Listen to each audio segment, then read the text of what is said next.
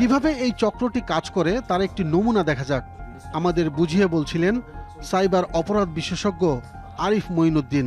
Foreigner কয়েকজনকে manage করে, local রহিমকে, লোকাল করিমকে, local আব্দুলকে।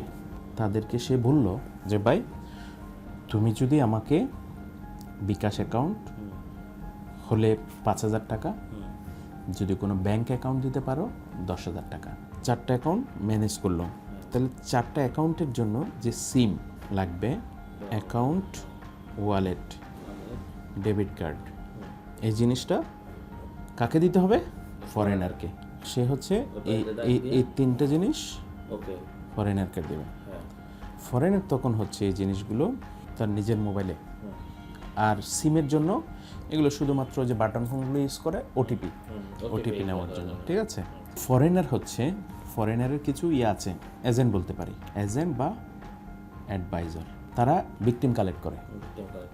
Victim send money or deposit করে। তাহলে কোন অ্যাকাউন্টে? রহিম, করিম, আব্দুলের দেওয়া অ্যাকাউন্টে। তাহলে এই যে সে যখন ডিপোজিট করে, এর অ্যাক্সেসটা হচ্ছে কার কাছে? ফরেনারের কাছে। ফরেনার যখন তার অ্যাকাউন্টে থাকে, সে হচ্ছে এই টাকাটা উইথড্র করার জন্য সেকেন্ড পার্টি হচ্ছে ক্রিপ্টো সেলার।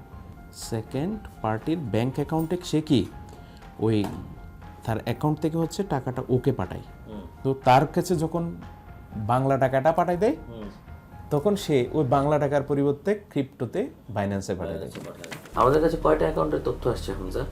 আমাদের কাছে অলরেডি 7টা অ্যাকাউন্টের আমরা তথ্য পেয়েছি, যেসব অ্যাকাউন্টগুলোতে মিরাজ ট্রানজ্যাকশনগুলো করেছিল। আমরা কি এই অ্যাকাউন্টগুলোর মালিকদেরকে খুঁজে পেয়েছি? আমরা এই অ্যাকাউন্টগুলোর যারা ওনার, তাদের কিছু ইনফরমেশন পেয়েছি। তাদের নামগুলো আমাদের কাছে এসেছে: সুমন রানা, এমডি সজীব, নুরুন নাহার নুপুর, রাজীব হোসেন এবং রেজওয়ান ইরফান। এর বাইরে আরো 2টি অ্যাকাউন্ট আছে যেটি আসলে কোম্পানির নামে খোলা। আমরা কি এদের যে মালিক আছে তাদের সাথে দেখা করতে পারবো, নাকি গোয়েন্দা বিভাগের সাহায্য নিতে হবে আমাদের? হ্যাঁ, আমাদের মনে হয় প্রাথমিক লিডসগুলো অনুসরণ করে আমরা হয়তো কাছাকাছি যেতে পারবো। এর পরবর্তীতে আমাদের গোয়েন্দা বিভাগের সংযোজন প্রয়োজন হতে পারে। প্রথমেই আমাদের যাত্রা সাভারের হেমায়েতপুর। ডাচ বাংলা ব্যাংকের হিসাবধারীর নাম সুমন রানা, যার ব্যাংক হিসাব থেকে 5 লাখ টাকা তুলে নেওয়া হয়েছে। জানা গেল সুমন এই ফ্যাক্টরিতে কোয়ালিটি কন্ট্রোলের কাজ করেন। আমরা একটু আপনাদেরই তো কর্মচারী উনি, বা সুমন বাবু ওয়াশের কিউসি। ওনার আছে কিনা আগে দেখতে হবে। হ্যাঁ, ওনার সাথে একটু কথা বললে তাহলে জিনিসটা ক্লিয়ার হবে। বসেন হ্যাঁ, একটু দেখেন। হ্যাঁ প্লিজ। ও তো নাই, ও রিজাইন দিয়ে চলে গেছে। কারখানাটিতে সুমনকে পাওয়া গেল না, চাকরি ছেড়ে দিয়েছেন তিনি। এবার আমাদের গন্তব্য রাজধানীর পল্টনে। এখানে নুরুন নাহার ও তার স্বামীর অ্যাকাউন্টে 5 লাখ টাকা পাঠান ভুক্তভোগী মিরাজ। এই শরীফ কমপ্লেক্সে চাকরি করেন নুরুন নাহার। ঠিকানা ঠিক আছে, কিন্তু এই নামে অফিস আমার জানা মতে আমি নাই কে। এই ধরনের কোনো অফিসও দেখেন নাই? না, এই ধরনের অফিস আমি দেখিনি। এটা আমাদের কাছে নিশ্চিত যে যারা অনলাইনে এই প্রতারণাগুলো করছে, তারা তাদের ঠিকানাগুলো আসলে তৈরি করছে এবং ফেক, এবং এই জালিয়াতি ঠিকানাগুলো দিয়েই তারা কিন্তু ব্যাংকের অ্যাকাউন্ট তৈরি করছে এবং সেভাবে তারা মানুষের কাছ থেকে টাকা নিয়ে নিচ্ছে। আমাদের কাছে একটা অসঙ্গতি ধরা পড়েছে ভাইয়া। এখানে রেজওয়ান ইরফান তার ব্যাংক অ্যাকাউন্ট ওপেন করার সময় নমিনি হিসেবে যাকে দেখিয়েছেন ভাই হিসেবে, উনি অন্য একজন ধর্মের অবলম্বী, চিন্ময় দাস। আমার কাছে একটা ইন্টারেস্টিং জিনিস হয়েছে, রাজীব হোসেন এবং নুপুর এই দুইজনই হচ্ছে স্বামী স্ত্রী যারা এই সিন্ডিকেটের মধ্যে আছেন, এবং তাদের যে দেওয়া ঠিকানাগুলো কোম্পানি, এগুলো সব ফলস, ভুয়া। তার মানে এগুলো আমাদেরকে আরও বেশি নজরদারি করতে হবে। এই বিষয়গুলো নিয়ে কথা বলতে আমরা হাজির হই ডাচ বাংলা ব্যাংকের প্রধান কার্যালয়ে। এই লোকটার নাম কি দেখেন? নমিনি চিন্ময় দাস। হ্যাঁ, চিন্ময় দাস তার বাড়ি হয়ে গেল। চিন্ময় দাস হয়ে গেল রেজওয়ান ইরফানের ভাই। তার আইডি কার্ডটা খুলেও ফেলছে। মানে এই অসঙ্গতিটা আমরা দেখলাম না। হ্যাঁ মানে এগুলো তো স্বাভাবিক না ভাই, আমরা তো মিন্টো রোডে গোয়েন্দা বিভাগ, সাইবার নিরাপত্তার জন্য আলাদা শাখাও রয়েছে। জানতে চাই সবুজ মিয়া ও মিরাজের মামলার অগ্রগতি কতদূর।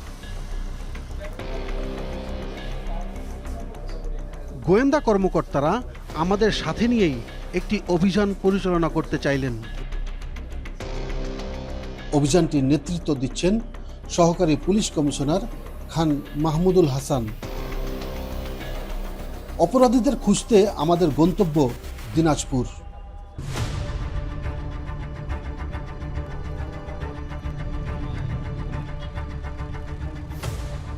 দিনাজপুর সদরের সরকারি কলেজ মোড়ে অপরাধীর অবস্থান শনাক্ত হয়েছে।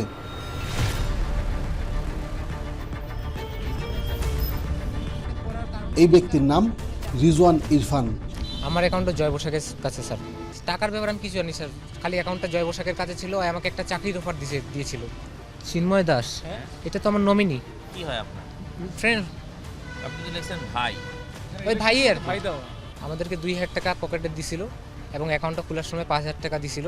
বলছিল যে এই 2-3 হাজার টাকা দিয়ে তুমি চলো, আমি ঢাকায় আছি, 2-3 সপ্তাহ পর আসতেছি, তখন তোমাকে আমি আমার রানী সংকেল অফিসটাতে নিয়ে যাব। জয় বসাকের কাছে স্যার, থাকে কই? রানী সংকেল বসাকপাড়া।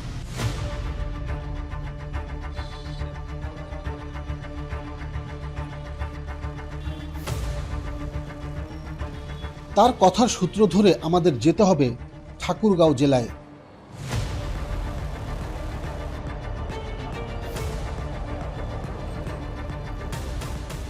রানী সংকৈল থানা, জয় বসাককে শনাক্ত করতে পেরেছি আমরা। রানী সংকৈল চৌরাস্তার বসাকপাড়ায় আছে সে। বাবা অমল বসাকের মতে দীর্ঘদিন বাড়ি ছাড়া জয়, কিন্তু তার ব্যবহৃত ডিভাইস এ বাড়িতেই আছে। আপনার নামে তো আসছে নোটিশ, আপনিও তো জড়িত।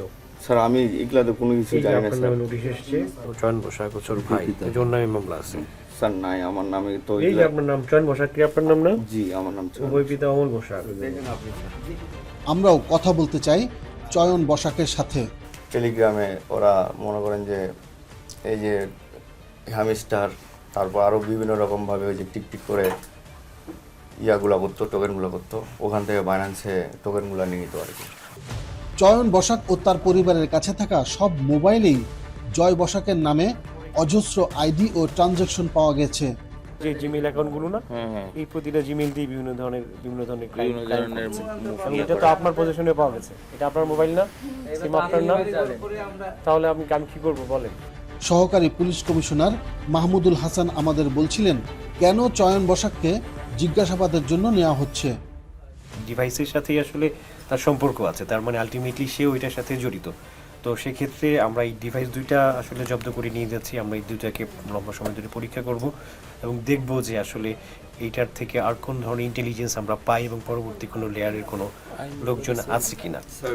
আর অ্যাট দ্য সেম টাইম তাকেও আমাদের কিছু জিজ্ঞাসাবাদ করার বিষয় আছে, যে যেহেতু তার পজিশনে ডিভাইসটা ছিল, তো এটার পরে আমরা জানতে পারবো যে আসলে এটা পরবর্তী লেয়ারে কারা জড়িত।